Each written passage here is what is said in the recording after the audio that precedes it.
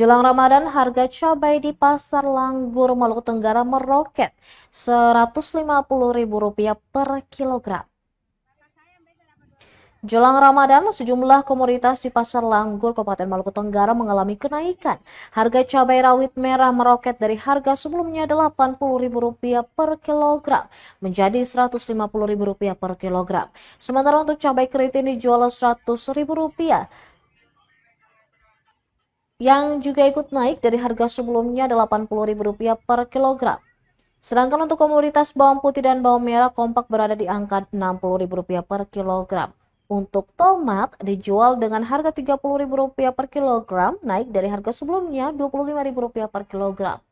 Sementara itu untuk harga kentang seharga Rp40.000 per kilogram, wortel Rp80.000 per kilogram, naik juga dari harga sebelumnya Rp60.000 per kilogram.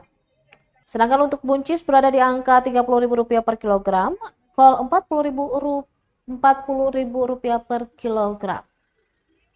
Pedagang mengatakan menjelang Ramadan seperti ini biasanya harga naik, pemicunya stok barang yang berkurang.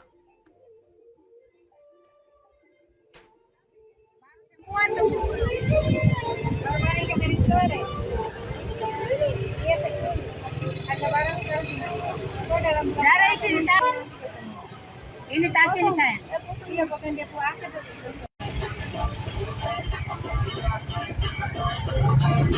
Download Tribun X sekarang, menghadirkan lokal menjadi Indonesia.